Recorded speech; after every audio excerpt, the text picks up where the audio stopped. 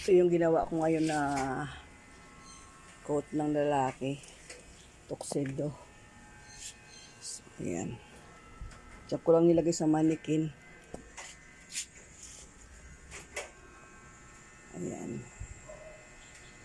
Hi to everyone. Good morning. Andito ang Tita Nora. So, share ako sa inyo about paggawa ng tuxedo. So, may ginawa akong tuxedo. So, i-share ko sa inyo kung paano ko ginawa ang pattern, no? So, ito ay ang kanyang Mangas American suit. So, sa ibang katawagan ni Americana.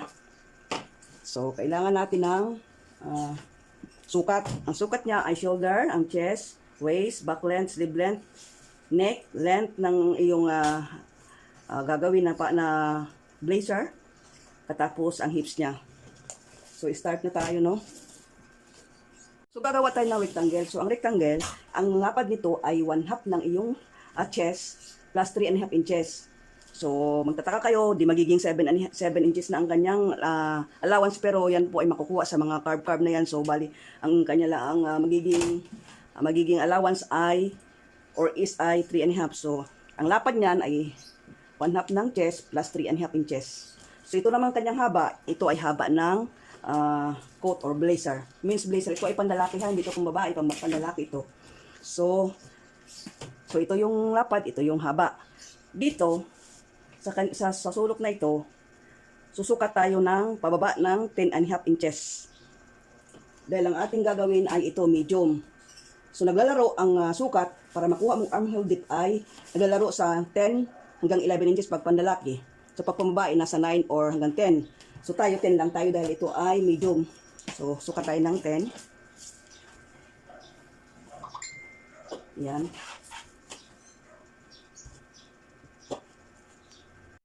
So, guhitan natin. Yan. Yan. Yan.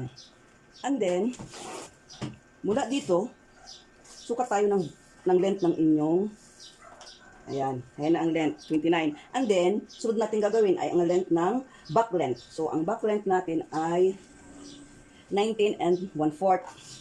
So, ayan, 19 and 1/4. Ito yung waistline niya.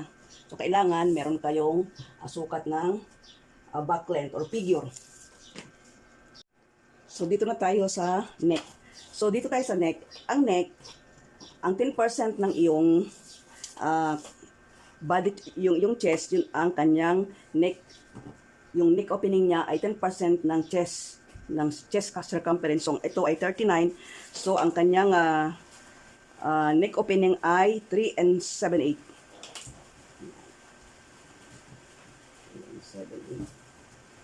Tapos taas ng 1/4. So, tama lang ito. Ayan siya. So, atin siyang lagyan ng kurba. Ayan. Ayan yung kanyang neck opening. So, simula dito sa sulok na yan, dito. Baba tayo ng 3/4 an inch.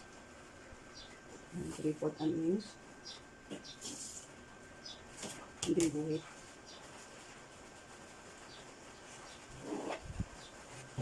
And then, sukatin natin yung ating balikat. Ang balikat natin ay 18 inches. So, 18 inches, so 9 ang kalahati. So, 9. And then, atin siyang i-connect dito sa ating pinaba. Ayan. So, ayan siya. So, ito yung balikat. Ito yung pinaka-opening niya. Simula dito, kapag atin lang na-connect yan, pasok tayo ng 1/2 inch. So, kung anong sukat doon, yung sukat dito, guhit pababa. Pasok tayo ng 1/2 inch. Ayan. Pagkatapos nating maguhitan yan, hatiin natin ito. Hatiin natin yan.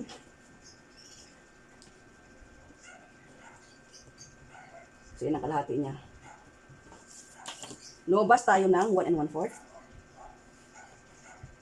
So, yan ang ating underarm point. Kapag nakuha na natin yan, nakalabas na tayo papunta doon sa front ng 1 and 1/4, hatiin natin ito. So, yan ang kalahati. And then, Guhitan natin yung gawa na tayo ng armhole natin. Ayan, hanggang doon. Hanggang doon. Hanggang doon siya ha. Hanggang doon siya. Yan ang ating. Yan po.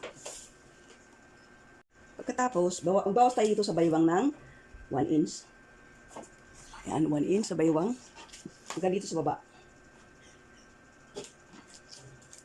And then, guhit natin.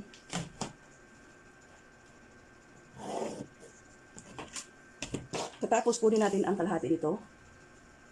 Yan ang kalahati niyan. Pagkatapos, connect. Ayan. Connect, and then, ayusin natin yung pagkakurba niya.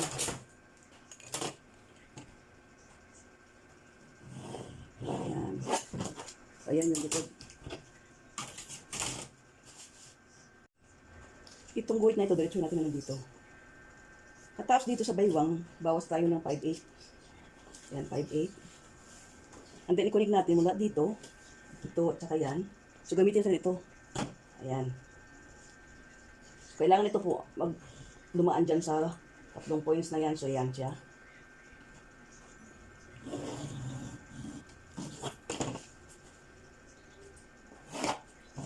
Ayan siya. So, ito ay 5/8.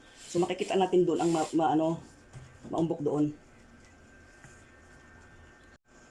Mula dito sa baba, tumaas tayo ng 1/8 or 1/4. And then, gawa tayo ng panibagong himlay niya.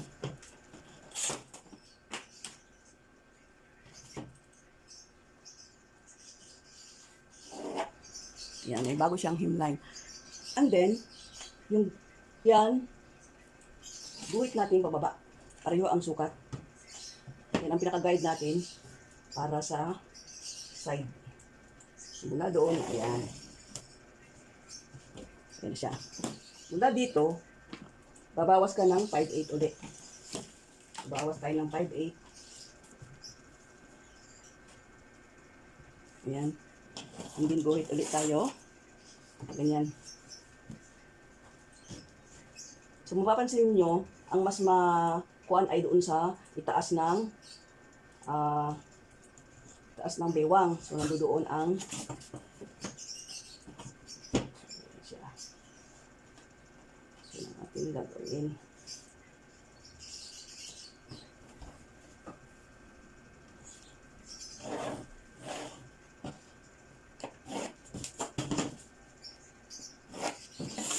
So, ayan.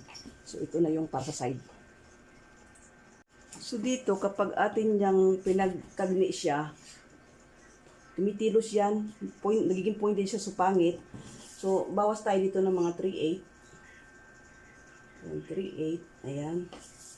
And then, dito natin yung ating armhole curve. Ayan. So, nandyan siya. So, buburahin natin ito.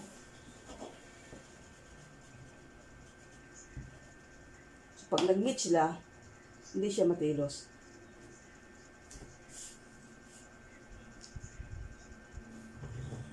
Ayan. Ayan na siya. Hanggang doon siya ha. Hanggang doon siya. So, ayan yung kanyang back. Ito tayo sa front na. Tapos tayo sa back, no? Sa front na tayo.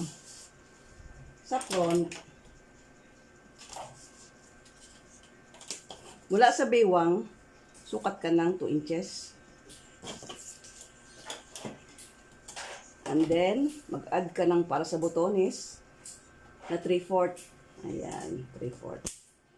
So, mula dyan, ayan, guhit. Baba. So, ito yung kanyang pinaka-allowance para sa botones. Dudulin na ang lula. Ayan.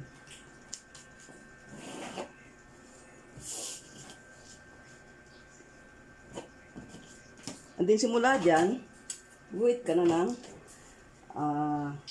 salaylayan nitong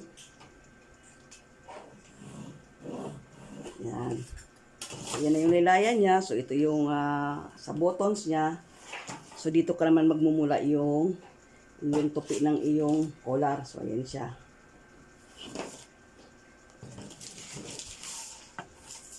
And then, dito sa neck opening, susukatin mo yung neck opening nitong likod. So, yan. Sukatin mo nga dito yung sa likod. Ayan siya. Magdagdag ka ng half inch. So, ayan siya. Yan yung neck opening ng likod. Ng harap. And then, tataas ka ng half inch. And then, 1 3/4. Baba ka ng 1 3/4. Ayan siya. So, half inch and then 1 3/4. So, 2 in 1/4. Yan. Yan ang guide mo sa balikat mo. Diyan mamaya. So, sa shoulder, sukatin yung shoulder ng likod. So, 5 1/2. Bawasan natin ng 1/4. So, magiging 5 1/4 lang siya. Mula dyan, i-connect natin hanggang doon. So, dapat yan, pareho ang sukat niyan. So, ayan. 5 1/4. So, ayan. Magbabawas tayo ng 1/4. So, 5 1/2. So, magiging 5 1/4 na lang. So, ayan siya. So, ayan yung napaka-slant ng ng shoulder ng front. Kasi kapag ating kinabit yun at saka ito, dapat medyo curve konti ang balikat. So, kaya ito medyo pa-slant na masyadong slanting kaysa doon sa likod. So, simula dito, ito, i-divide mo sa 3.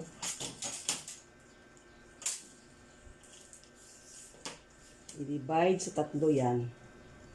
So, pag-divide sa 3, yung isang parte, dyan yung chest. Sukat ng chest. So, ito, yan, pag na-divide mo na sa 3, yung isang bahagi, guhitan mo hanggang doon. Ito, ang sukat nito ay chest circumference divided by 6 plus 3/4 an inch. So, yung divide mo sa 6 yung circumference ng chest, katapos nagdagan mo ng 3/4, ito yung sukat niyan.